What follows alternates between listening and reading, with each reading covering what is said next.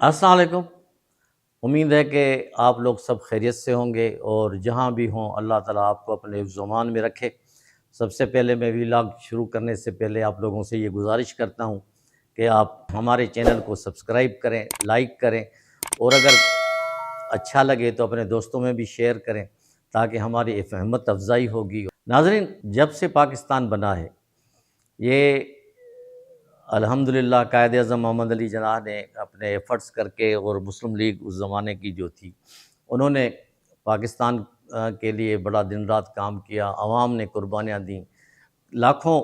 مسلمان شہید ہوئے اور اس کے بعد یہ ہمارا ملک وجود میں آیا۔ لیکن اس کے وجود میں آنے کے بعد جو ہمارے ملک کی پولیٹیکلی اور اکنامیکلی صورتحال رہی وہ کسی سے چھپی ہوئی نہیں ہے۔ ہمارے قائد اعظم محمد علی جناح 13 ماہ کے بعد، پاکستان بننے کے 13 ماہ کے بعد انتقال کر گئے۔ اس کے بعد پہلے وزیر اعظم خان لیاقت علی خان کو گولی مار کے شہید کیا گیا پنڈی میں۔ اس کے بعد پھر یہ سلسلہ جاری رہا۔ اس کے بعد شہید ذوالفقار علی بھٹو کو بھی پھانسی دی گئی، بے نظیر بھٹو کو بھی مارا گیا۔ تو ایسی انسرٹنٹی رہی، ان اسٹیبلٹی رہی کہ عام آدمی ملک کا رہواسی تھا یا ہے وہ بڑا حیران اور پریشان ہوا کہ ہمارے ملک کو کیا ہو رہا ہے۔ کچھ اپنوں نے دغا کی، کچھ غیروں نے ان کا ساتھ دیا، غیر ملکی فنڈ ان کو ملنے لگے اور پاکستان کا بہت ہی برا حشر کر دیا۔ اور اللہ اللہ کر کے جب کوئی حکومت آتی ہے یا کچھ نہ کچھ ہوتا ہے تو اس کے بعد کوئی نہ کوئی ایک ایسا رپھڑا کھڑا ہو جاتا ہے کہ لوگ پریشان ہو جاتے ہیں۔ یہ ہماری بدقسمتی ہے کہ ہمارے ہاں ہر قسم کے فسادات ہوتے ہیں، کبھی نسلی فسادات ہوتے ہیں اور اس کے ساتھ ساتھ بدقسمتی یہ ہے کہ ہم اسلام کے نام پہ بھی جھگڑا کرتے ہیں۔ کبھی شیعہ سنی کا مسئلہ ہو جاتا ہے، کبھی کسی ایک فرقے کا دوسرے فرقے کے ساتھ جھگڑا ہو جاتا ہے، اس پہ ہزاروں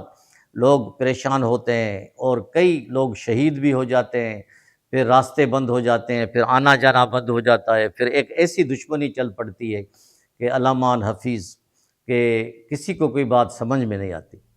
اسی قسم کا ایک تازہ واقعہ پارا چنار میں اور کرم میں پیش آیا، جو کرم کے نزدیک ایک بسز جا رہی تھی، بسوں کا قافلہ تھا، اس پہ فائرنگ کی گئی۔ اس میں 44 جو تھے افراد شہید ہوئے، 39 سے زیادہ زخمی ہوئے۔ اس کے بعد جب وہ ان کے علاقے میں ان کی لاشیں پہنچیں تو پھر لوگ جذبات کو قابو میں نہ رکھ سکے، تو پھر وہ دوسرے فرقے کے لوگوں کے دکانات اور املاک جلائی گئیں، مارا پیٹی شروع کی گئی، راستے بند کیے گئے۔ اور آج ناظرین یہ 78واں دن ہے کہ پارا چنار سے یا کرم سے کوئی بھی گاڑی پشاور نہ آ رہی ہے نہ جا رہی ہے،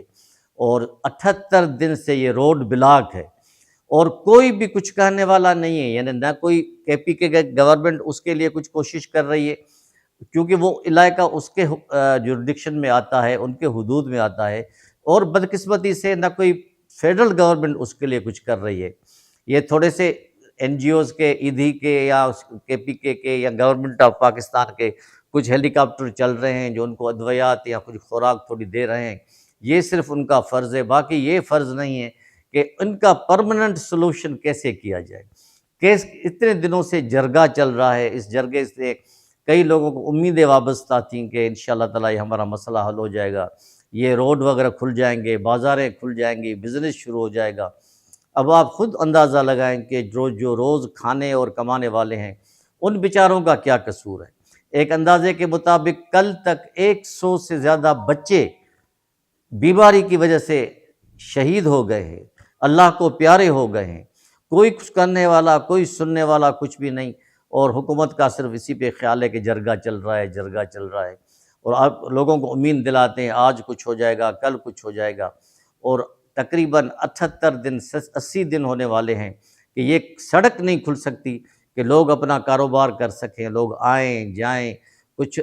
لوگوں کے جو مسائل ہیں وہ حل ہو سکیں۔ ناظرین، یہ شیعہ سنی کا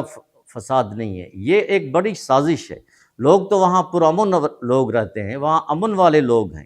دونوں طرف سے امن والے لوگ ہیں۔ کوئی زمین کا تنازع، کوئی کہتے ہیں کہ 90 سال پرانا اس علاقے میں ایک زمین کا تنازع تھا جو انگریز حکومت نے اپنے جاتے جاتے جو ہے ان لوگوں کو آپس میں لڑا کے چلی گئی، کہ اس زمین کی وجہ سے پھر اتنی نفرتیں بڑھیں، اتنی پروان چڑھیں کہ تقریباً 4 سے 5 جنریشن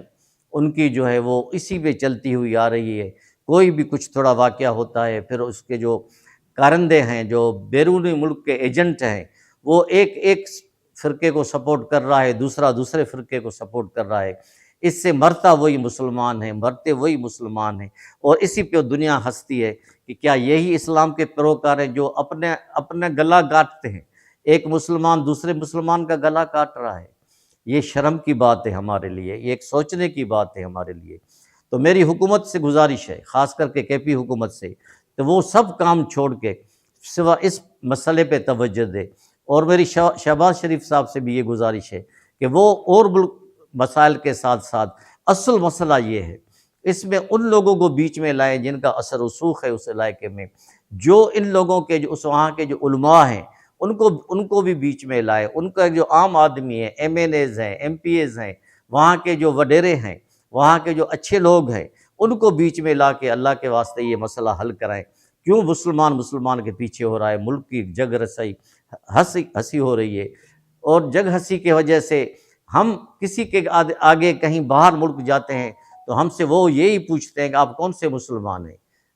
کون سے مسلمان ہیں؟ اب ایک مسلمان کو اس نظر سے اگر پوچھا جائے تو یہ ہم سب کے لیے بڑی بدنصیبی ہے۔